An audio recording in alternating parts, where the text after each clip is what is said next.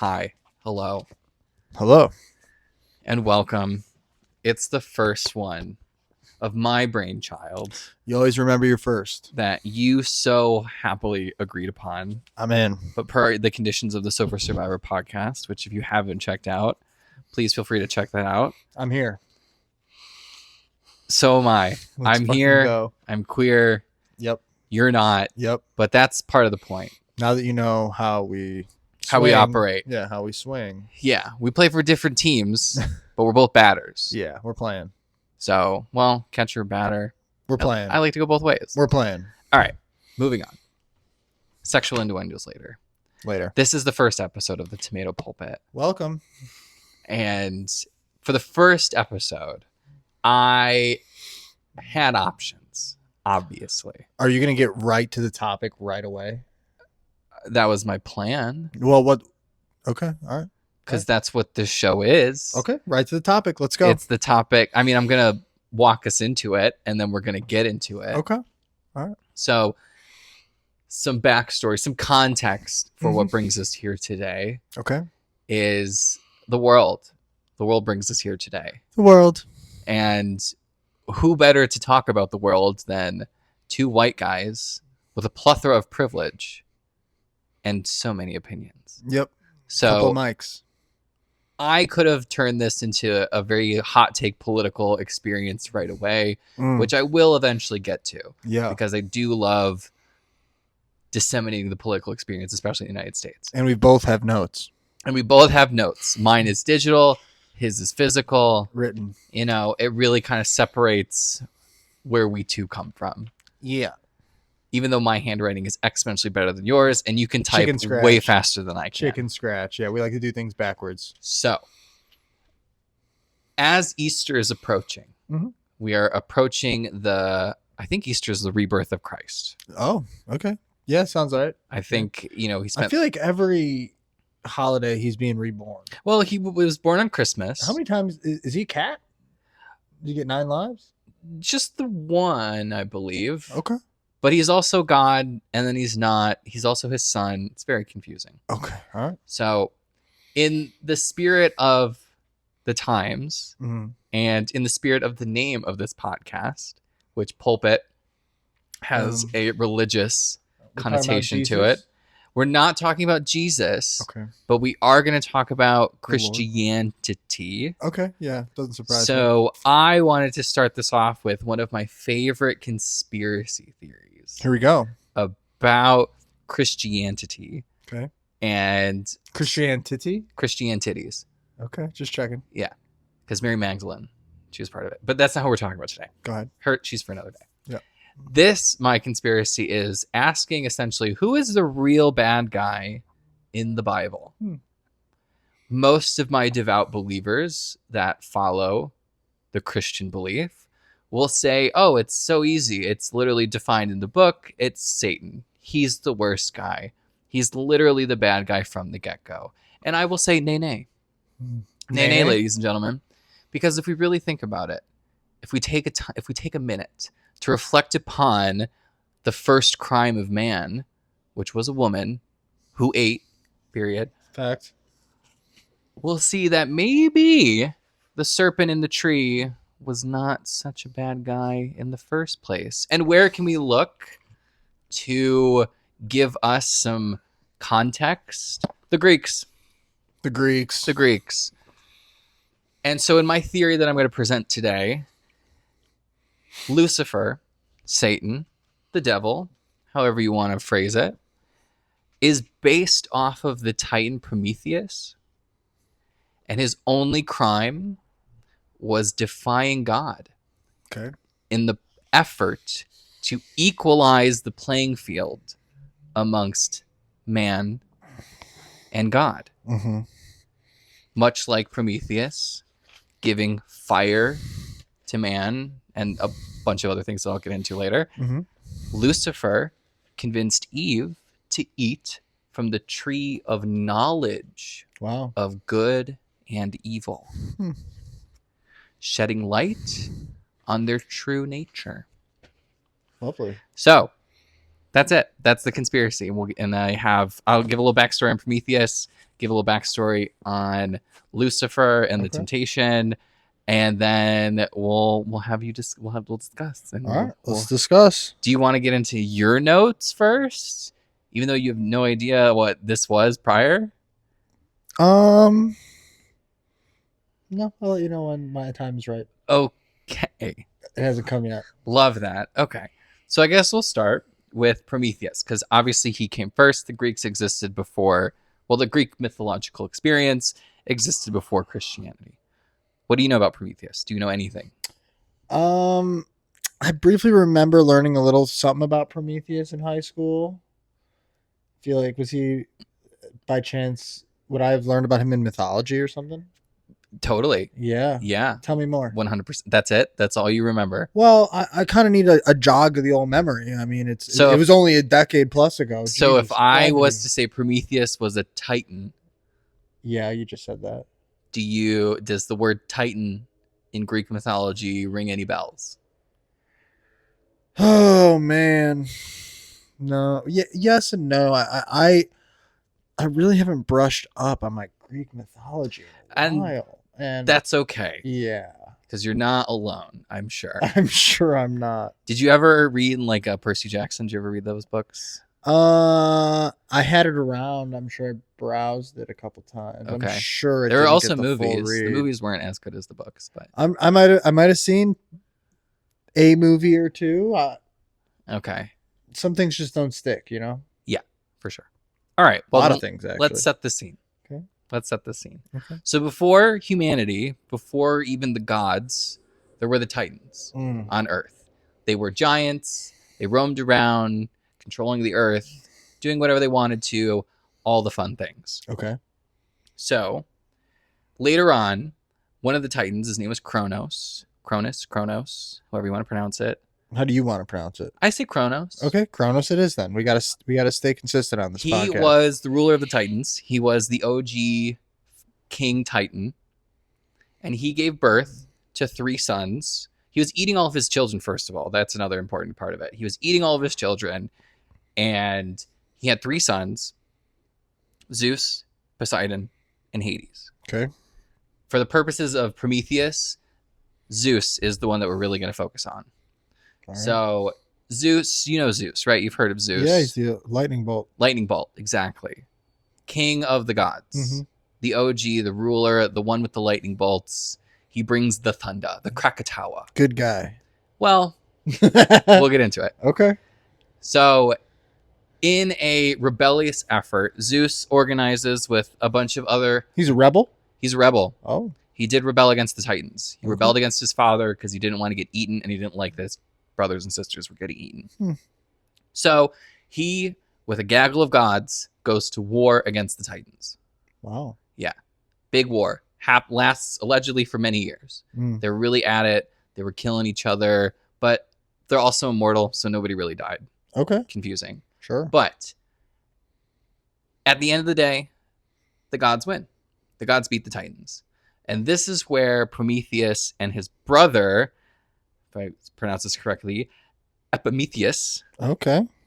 Come into play. They are Titans. They're Titans on the Earth that fuck around and do shit. But they join up with the gods to beat the other Titans. So as the other Titans go into the depths of Tartarus, Prometheus and his brother, Epimetheus, are chilling on Earth. Just vibing, huh? Vibing. Zeus was like, you guys are great. You guys really helped me survive this war against your fellow Titans. You guys can totally chill on Earth while me and the rest of the gods are going to go to the Olympians' village on Mount Olympus. Fair. That's where they lived. So, Prometheus, living on Earth, he was like, I want to do some fun stuff. I want to do some fun things. Okay. So he decided to get creative. And he decided to create man. Prometheus is the creator of man. Not Zeus, not anybody else. He created man out of clay. Oh, I remember that. Yeah. Created man out of clay. Yeah. Okay. Yeah, you're knocking some rust off. Yeah, is it making sense? Slowly but surely. A little bit coming together. Yeah. So he makes man out of clay. And do you know Athena? Remember the name Athena? Yeah. She's the one that sprouted from Zeus's forehead. Oh, Goddess yeah, of yeah, wisdom, yeah. military strategy, Oh, yeah. patron deity of Athens, hence the name. She was like, yo, Prometheus, these human beings that you create are pretty fucking sick. Yeah. Let me breathe some life into them. Ooh. And they'll be alive. There you go. So Prometheus, in tandem with Athena, created man. The man that we know today. The men that we are, in theory. Wow. Created by gods. A titan and a god. Oh, I like that. So Zeus saw this creation. Prometheus presented it to Zeus and was like, hey, dude, look at my people. Look at these things I created. Zeus was like, dude, that's fucking sick, bro. That's sick. And you know what would be even better? If they worshipped us. That's what I want. I want them to worship me. That's what I need in my life. More worship. Worship. Prometheus was like, no, that's not how I want this all to go about. Like, these guys are cool. You're cool, but they're not going to worship you. Like, that's weird. Yeah. So, but Zeus, being the all-powerful person that he was, Prometheus didn't really stand a chance against him. So Zeus is like, you're going to make them worship us, and that's going to be the deal. And Prometheus is like, yeah, but whatever. So Prometheus, being the smart little creator and trickster that he is, was like, all right, Zeus, I'll teach them how to worship you. And I'll do it by sacrificing a bull. And I'm going to separate him into two parts. So in one part, he takes all the bones, the trimmings, kind of the grossness, takes all of that stuff that the gods don't want, and he puts that in a low pile, and then he sprinkles on some of the fat, the juicy shit, but at the end of the day, it's just a little bit of good stuff on top and a bunch of shit at the bottom. Right. Mostly shit. And then what the second part in this two pile, the humans get to keep. And it's a little bit of shit on top, but all the good stuff on the bottom. Oh, okay. So Zeus was like, this is great worship stuff. I'm going to take this pile, this one pile that has all the goods on top. I'm going to take it back to the gods. I'm going to show them how these humans are worshiping us and how fantastic it is. So Zeus presents the pile and he's like, you guys, check out this shit. Check out the shit that I got the humans to do through Prometheus. Check it out. He's uncovering the pile and then he slowly realizes that it's nothing. It's not what he wanted. He's pissed. Sure. Furious. Rightfully so. So Zeus, the petty little bitch that he is, since he got tricked. Not a hero. He's a petty little bitch. Turns out. So the petty little bitch that he was mad that he got tricked. And so what he did was that he took all the useless parts. And I forgot where I was in my story for a second because I read the wrong part. Oh. Stay tuned. So anyway, the two piles happen. Zeus is pissed. He's a petty little bitch. He was mad that Prometheus... Oh, now I remember. Thank you. Back on it. You're welcome. So Zeus is pissed. Zeus is mad. He's pissed that he got the wrong pile. So Not as a hero. punishment, he took fire away from man. Okay. That was the punishment for being tricked by Prometheus the first time. Shout out. So man now had to go cold. They couldn't cook their food. And they were really struggling on Earth. Prometheus, witnessing his creation really suffer, he was like, dude, that's not fucking cool. So, in the dead of night, when nobody was watching, he escapes to Mount Olympus. Because he was living on Earth, and he escapes to Mount Olympus. Because that's where all the gods are chilling out. And he meets up, well, he doesn't meet up with, but he goes to Hephaestus's forge. Do you know who Hephaestus is? No, I don't recognize that He's name. like the blacksmith of the gods. Oh, wow. Okay, cool. That was pretty much his shtick. Allegedly ugly, but generally a chill guy. One man's trash is another man's treasure. Exactly. So in Hephaestus's forge, there's a great fire and a bunch of like cool embers and stuff like that. So Prometheus was up in this forge and he's like, I'm going to steal a little bit of fire from this forge. And I'm going to sneak back down to Earth and I'm going to give it to humanity so they're no longer suffering. All right. Right. Chill guy. Like he really wanted to help everybody. He wanted to help his creations. And it wasn't fair that Zeus was like, you guys are stupid and mean and I'm going to make you suffer. So Prometheus took the fire, snuck back down to Earth and through this of, bestowing of fire, Prometheus also took the time to teach them math, astronomy. Oh, wow. Taught them how to develop civilizations, how to build shit, architecture. He was really giving all this knowledge. A lot of good. To man. Because he's like, it's not fair that you guys are really suffering just because Zeus wants to be worshipped. Sure. It's not fair. I agree with that. It's not fair. Cool. Fair. So through this dissemination of fire and knowledge, empires formed, different belief systems came, and even so much as that people considered themselves to be gods in some situations, which pissed off Zeus even more. So once Zeus kind of caught on to this trick, essentially, that Prometheus was pulling, where he was giving knowledge, leveling the playing field between man and gods, Zeus said, nay, I am going to capture you, which he did. He's going to have Hephaestus build a set of eternal chains and chain him to, some say it's a mountain, some say it's like a rock, some say it's some other thing. It depends on your translation. Okay. But essentially he's chained to like a wall, like a rock of some kind. And every day... He's got to push this boulder? No, that's Atlas. Oh, man. That's a different one. Dang. I love the boulder. Yeah, Atlas is one of Prometheus's like Titan brothers. Okay. All right. The boulder's cool. Which Prometheus and Epimetheus like witnessed that whole thing happen to Atlas. Yeah. But that's a different story. I like the boulder. So, yeah, it's a good punishment. It's a good one. This is also a good one, in my opinion. Yeah. So, as he's chained to this rock, every day, a vulture or an eagle, depending again on your translation. Yeah, we're going to go vulture. Comes and eats his liver. Ew, that's every day. Yeah, that's no good. And then after the vulture is done eating his liver, he heals up, the liver regenerates, and it happens again and again and again for eternity. Okay. So, because he leveled the playing field amongst man and gods, even created man. Sure. And really taught them how to do humanity. Okay. And not worship the gods enough, Zeus gave him this punishment. And one key thing that I kind of used to support my theory on this one is what the liver meant to the Greeks at that time. Okay, tell me. So back then, the brain was not how we understand the brain. The Greeks believed that the liver was your source of knowledge and soul. Interesting. Right.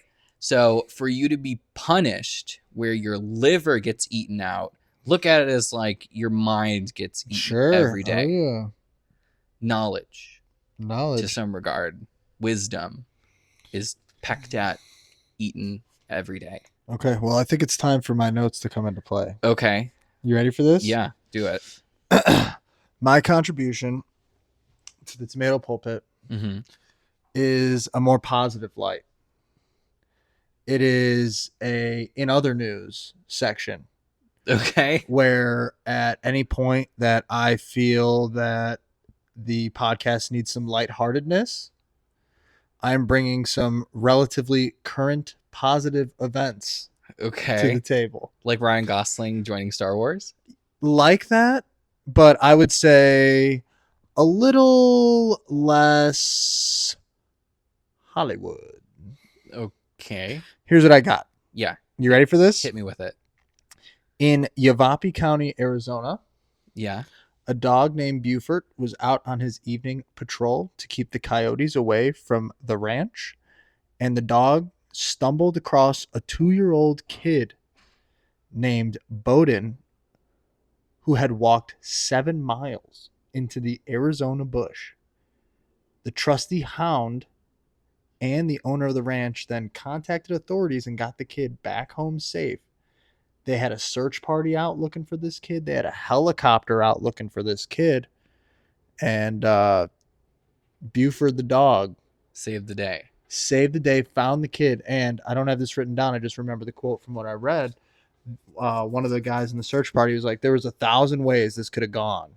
This is the one way that it ended in a good way.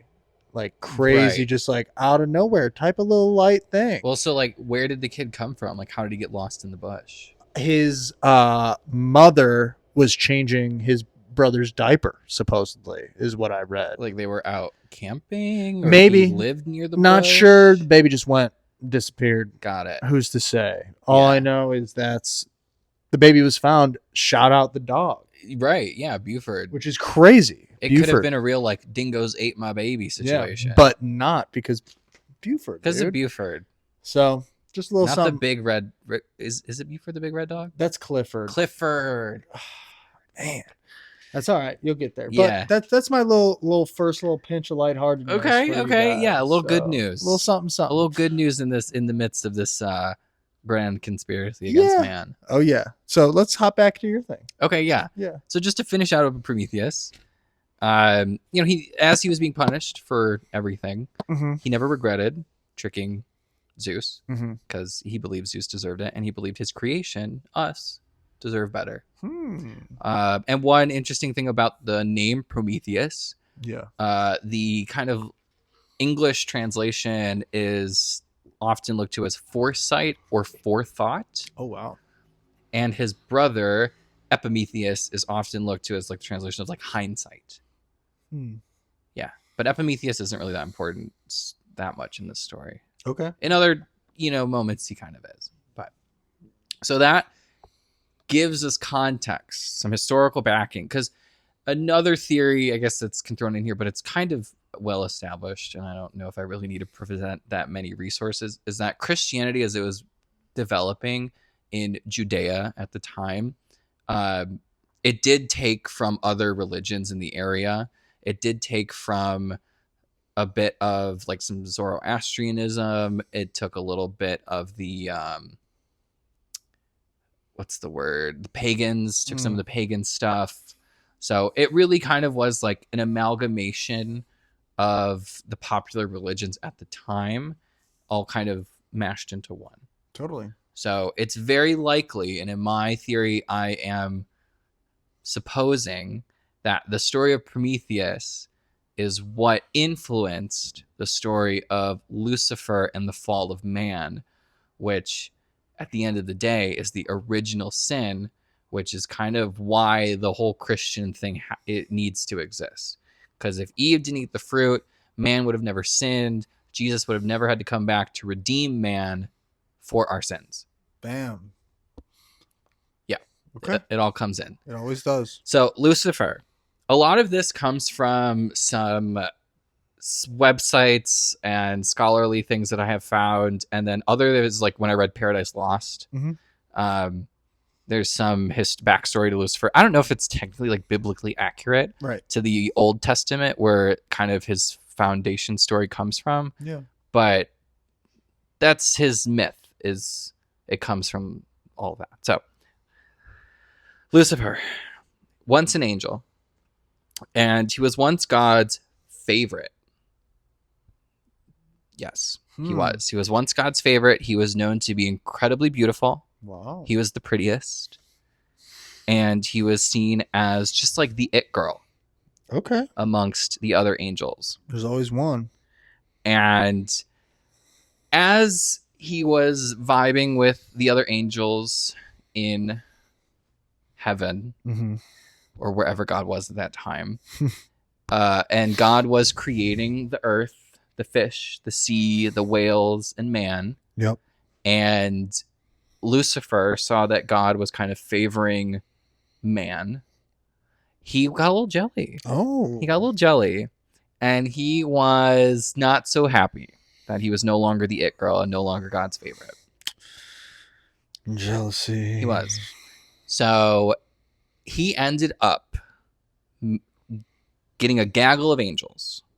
And he said, God, you suck. And we're not going to put up with you anymore, and your people and your man that you created. Yep. Because they are ugly. So, big fight between God and Lucifer. Okay. This is arguably when his name transitioned to Satan, when he had fallen, and he went from Lucifer to Satan. Right. But that's not necessarily that important. So they duke it out. They have a little battle.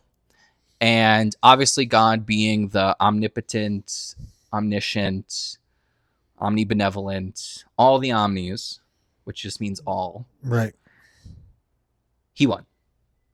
He won. And Lucifer, Satan, was cast down to earth, where he was to spend the rest of his days, or even so much as like hell. He was, there are some translations where Lucifer or Satan is often called like the prince of the earth. Oh, wow. But that is for that. Like, I couldn't find much research to back that up.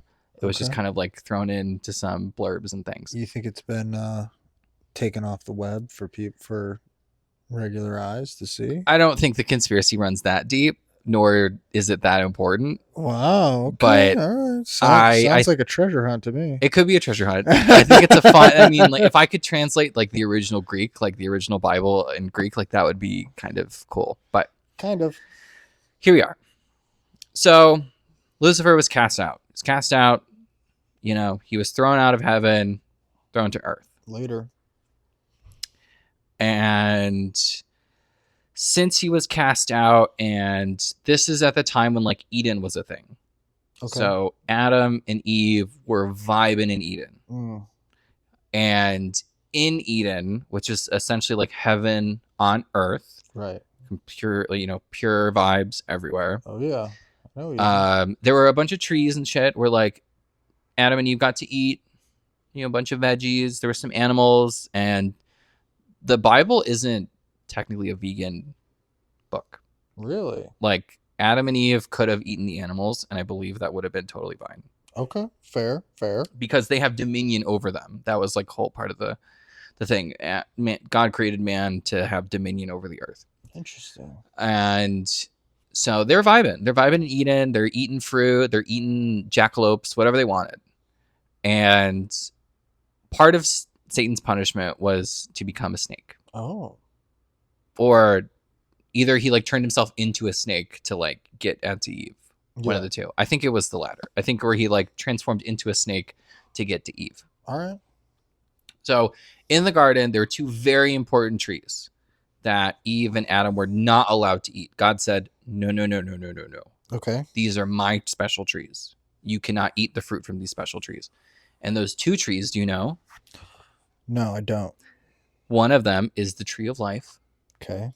And the second tree is the tree of knowledge of good and evil. There you go. And this is where it gets juicy. Oh, okay. So, Lucifer, Satan, vibing as a little snaky snake, little slithery snaky snake. Yeah.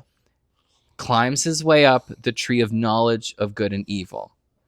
And Eve, totally walking by in her nakedness, just vibing as that one bitch in Eden.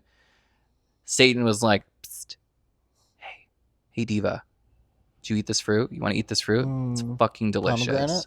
Pomegranate, fig, apple. It's usually what's commonly like referred to in the West. Yeah. Avocado. No way. Olive. No. Could be anything. It's just a fruit. It can't be anything.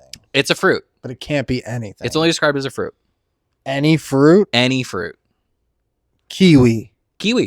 Totally. Shut up. You've heard kiwi? Banana. You have not heard banana. No, most oftentimes it's like a fig or a date. Jesus Christ. Which I think a fig and a date is the same thing. I don't know. Well, it's either like olive, fig, like one of those older tree fruits. Okay, I'll allow it. Yeah. And so he is whispering in her ear. He's like, hey, diva, eat this bitch. You want to eat this bitch? It's so fucking good. Yeah. And she's like, yeah, I really do want to eat it. Of course. And she does. Oh my God. The very first sin, ladies and gentlemen, Freakazoid, is a woman who ate a fruit. Yes. Wow. And she got the fruit. She ate it. She was like, ooh, this is delicious. Let me go give it to Adam. Ooh. And Eve was like, Adam, you got to eat this fruit. It's so good. And Adam was just like, hell yeah, girl. I'm going to eat that fruit too. Yeah. They eat the fruit. They do it. Satan's like, ha. Works every time. They ate the fruit. And so once they ate the fruit from the tree of knowledge and good and evil, the trick here is that they no longer saw themselves as beautiful, naked. Well, they saw that like they were beautiful, whatever, but then they saw themselves as naked. Oh. They were naked and shameful. Bad. Because being naked is bad. Yeah, but before they ate the fruit, they didn't know they were naked. Okay. But then they ate the fruit and now they knew they were naked, Wow. and they were ashamed of it. So then they this is the dirty.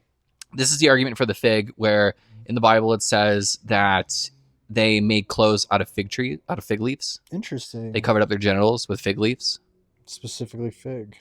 At least the Bible that I read, it was figs. Sus. So fig leaves covered up their junk. So be it. Their junk. And God was pissed, obviously. Rightfully so. Because they broke the one rule that they had, which was don't eat the fruit from these trees. True, yeah, it was so easy. And they did it. So God was pissed. He punished them. Eve now had to be pregnant. She now had to give birth, and that was like a painful experience. Yep. They were cast out of Eden. Adam really didn't get that much of a punishment other than like, you're also out of Eden. Eve got slap on the wrist. Essentially. Classic, oldest trick in the book. Male privilege. And really Eve kind of got the bulk of the punishment, where she has to bear all the children, give birth. Adam really is just there to like fuck at the end of the day. And they're not mortal anymore. Getting kicked out of Eden, it makes them, or they weren't immortal anymore. They're going to die. They're going to die. Tough. Yeah. That's why they have to leave, be fruitful and plentiful there, whatever. Okay. So, one important tidbit about these two trees that kind of support this theory that I'm developing, where Lucifer is not actually that bad of a dude. Okay. Is by God being an omniscient being.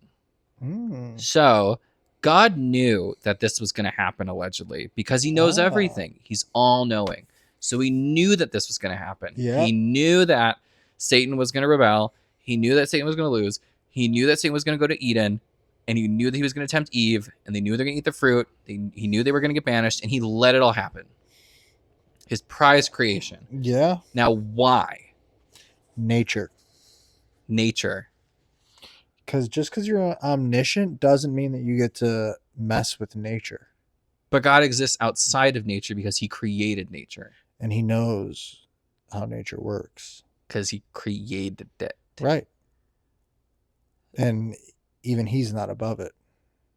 But he is, by definition. But that's what makes him God. Yeah, but nature, though. Totally. Yeah. Totally. I know. So, the two trees that God had so created. Right. And he was like, you guys can't eat from this. One, the knowledge of tree of good and evil, which is just like, why is that so bad? Mm-hmm. Like, wouldn't you want your beings to have, some wisdom so they can do good things in your garden? Probably, yeah. You would think. You might. You would think. But God said no. But they did it anyway. God and then strict. Another one is the tree of life. So, excerpt from the Bible. The man has become one of us, to know good and evil. And now, lest he put forth thy hand, and take also the tree of life, and eat, and live forever. Therefore God sent him forth from Eden. So, because God did not want man to eat from the tree of life, become immortal and wise, because they also ate the fruit from the knowledge of good and evil, he's like, that's too powerful. Right. That's too much like me. Y'all got to go. Right. So, similar to Prometheus, in the sense that Lucifer playing tricks, one, but also the idea of expanding the knowledge of man, leveling the playing field. I argue that's what Lucifer did. Yeah, I think you're right. Even though he was a little bit jelly of man, and that's kind of his shtick, at the end of the day, he really just wanted to piss off God. Yeah, and if God knew what was going on, what's he doing? Exactly. I think God's a selfish, little bitch. Yeah. And he just wanted to be worshipped. So he let Eden and Adam eat the fruit so he can kick them out of Eden. So they're kind of like forced to worship him because he still controls everything. And they know that now. Yeah. When they were in Eden, they didn't really know shit. They just thought they were vibing in a garden. Right. So, wow. Who's the real bad guy in this situation? That's really my question here. Is Prometheus really the bad guy? Is Lucifer really the bad guy? And another thing about names. Remember how I said Prometheus is forethought? Yeah. What do you think Lucifer translates to? Lucifer. I feel like I should know this. Well, look at Lucy. Lucy as a suffix. What do you think, Lucy? Tell me. I don't know. You're Light. the English major. Light. Light. Okay. So Lucifer is often translated as to light bringer or light bearer. Wow. Similar to fire. Fire bringing light, warmth. Lucifer bringing light, knowledge. Wow. Are they really that bad? Doesn't sound that bad. Are they bad guys? Doesn't sound that bad. And that sounds like he's got a bad rep. He's got a bad PR. Yeah. He's got a bad marketing team. Yeah, he needs new people involved. He does. He really do. Interesting. So that is my theory presented today. That is my conspiracy against the church. Okay. That they have essentially framed the wrong guy. And they did so being influenced by the Greeks. They took the Prometheus story. They saw this potential to make a bad guy, to rally the gang, and they rolled with it. And so they made the character Lucifer. Right. Wow. There you go. And so, do you want to give me a happy fact before? Yeah, I think we need a happy fact. Yeah, give me a happy fact. Jesus Christ. Recently, in the last week or so, 2 weeks, 300 locals came to help move the business Serendipity Books to their new location. The owner was planning on closing for a few days, but ended up taking to social media, and 300 plus locals came to move. Jesus, how many books? I don't even know. So many books. Too many books. But as they were moving the books, they said they kept passing around. They're like, "Oh, you've got to read this." Like it's a kind of like cute little, it's a book club type of thing. But they're just moving books. But funnily enough, the bookstore was only moving 350 feet away. Okay. So it was just probably like a couple dollies. Just a line of books, and they were probably just handing them down. Oh, that's a cute image. Yeah, it's not too bad. Yeah. Where did this happen? This is in Michigan. Michigan. Yeah. I always liked you, Michigan. Yeah. Serendipity Books. Shout out Serendipity. It's a cute name too for a bookstore. I agree. Serendipity. Yeah. I love that. A little something. Nothing crazy. That's cute. Yeah. That's a good story. Look at Michigan coming in hot. I know. Recent. In Michigan, they've had their shit. They've had it for a while. Well, like you remember, like again, I'm gonna be the yin to your yang. Hit me. And this could be another episode in itself, but the plot against the governor of Michigan. Do you remember this? Do you ever hear about this? Tell me. I vaguely remember. The Michigan governor is a Democrat, and Mm-hmm. Michigan is actually known for having a lot of militias. There's a lot of like independent right-wing militias in Michigan, and a group of them created a plot to kidnap the governor. It ended up being foiled, I think, by the FBI. Like it never actually ended up happening, but scary times in Michigan.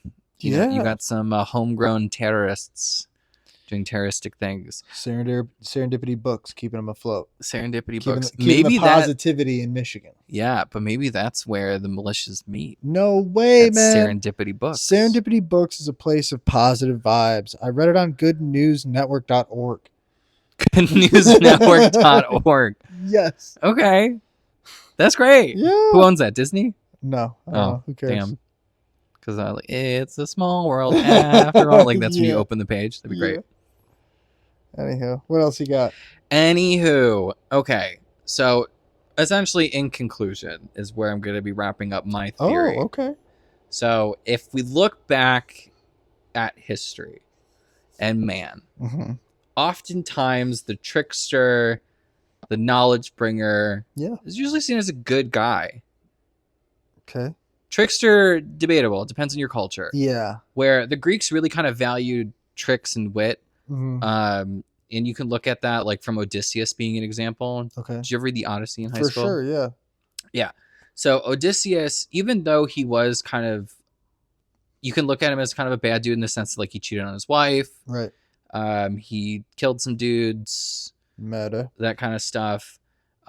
He was still looked at as a hero within Greek society because he was a man of great wits, and he was able to play these tricks on the giants and on the sirens, and he was able to escape all of these things by the power of his knowledge and wisdom. Wow. Okay.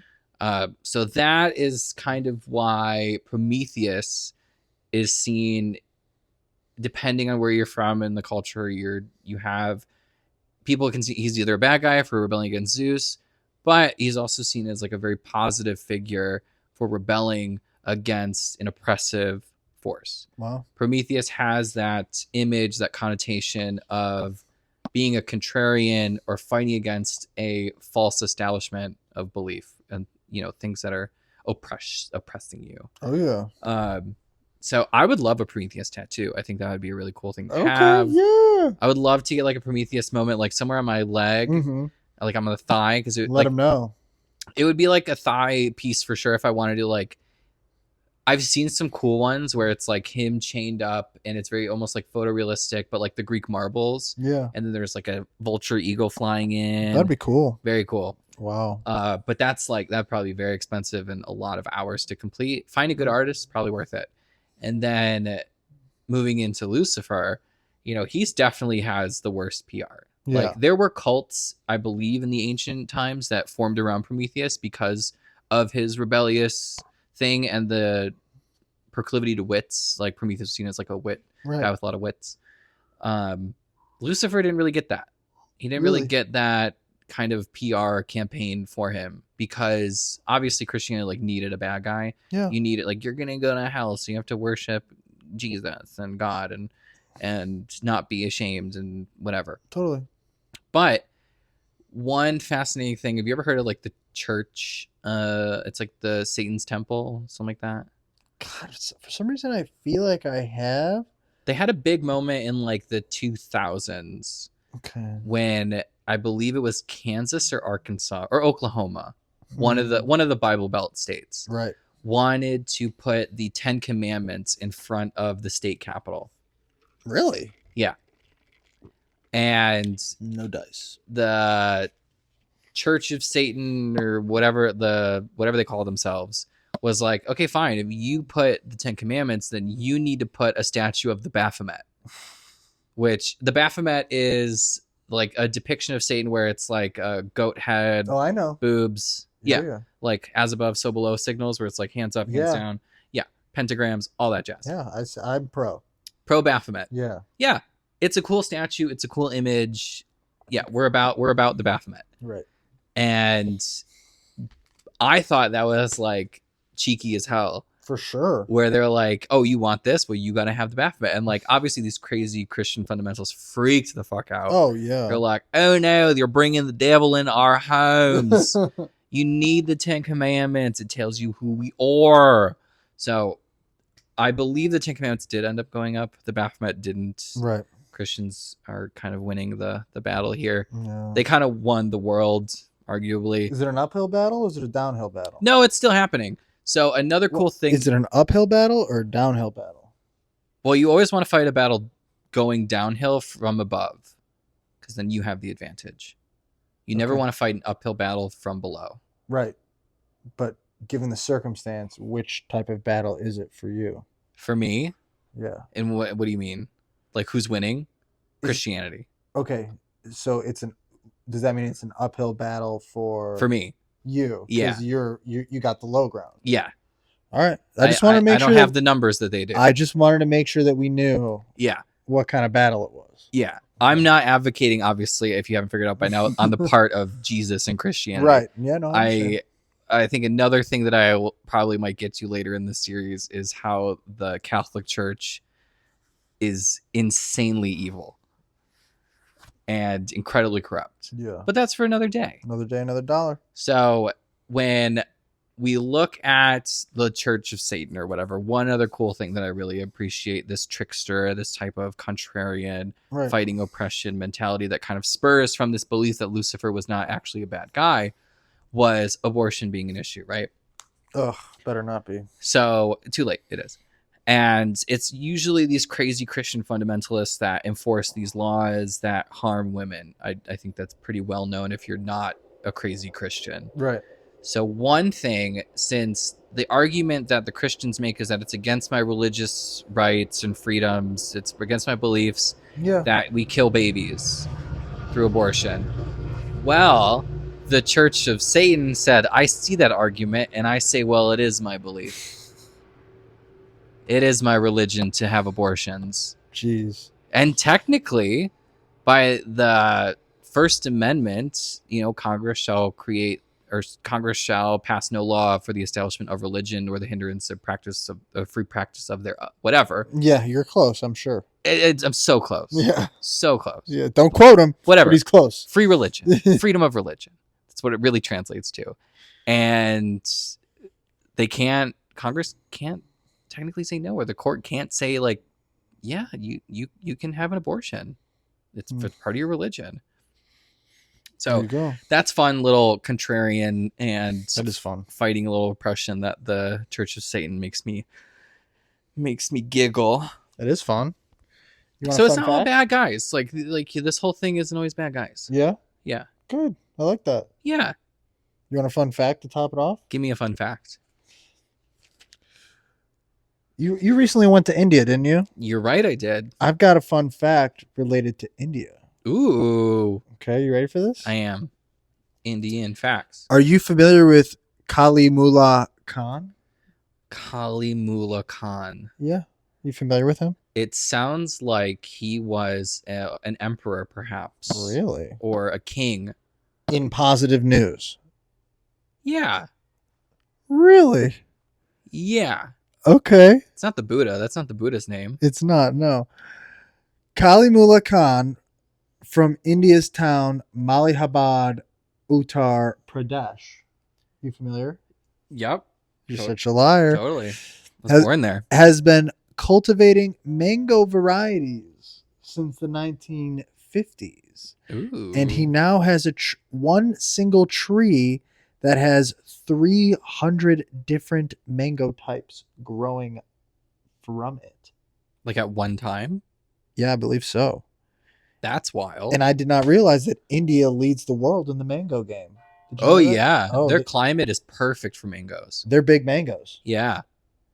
Watch out for big mangoes. Big mango. Yeah. Yeah. Big mango lives in India. Yeah. Fun fact for you. And I believe it's the Ambani family. Yeah. But that is nice. Is that something? What's his face who like cross-pollinated the plants? I don't know. What's his face? I took a biology class in college and I should remember the name. But whatever. He like took some plants and he was like, let's crossbreed, and then he learned about genetics. That whole thing. It's not Darwin, but whatever. But that's what you can do with plants. Fun with plants. I'm an advocate of plant ownership. Yeah. I have a collection of plants myself. You do. And I'm very proud of them. They're very good plants. Even though like some were so close to dying when I was gone in India. Sure. Because I forgot to tell the people that was watching Jolene to water my plants. Right. I'm bringing them back to life. They're coming back? They're coming back, baby. Let's go. Not dead.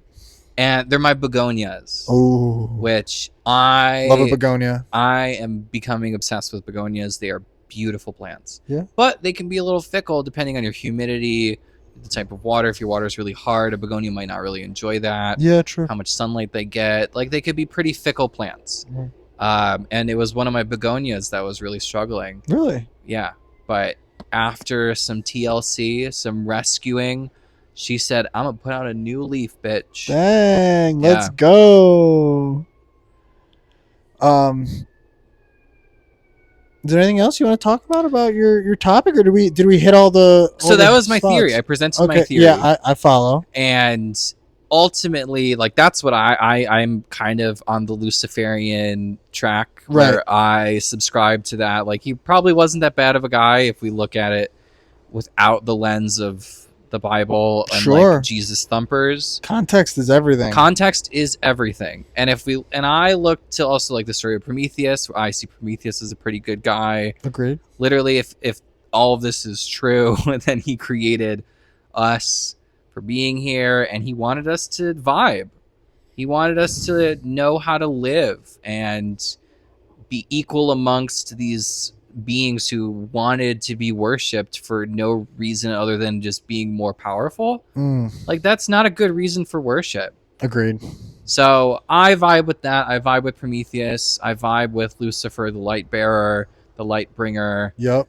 And I think this is a fun theory against the typical bullshit that is spewed Yep. in the indoctrination nation that is the United States. Agreed. Love it. Yeah. And I'm with you. And if you agree with it, you're down for the conspiracy. I like your theory. I think that it's, I think you bring some solid facts. I think that you kind of rounded it out. And I think that I see like the crossover from the two stories. You know, I get it, man. Yeah. I like that. I like that theory. And I think the people, the listeners, they need to know.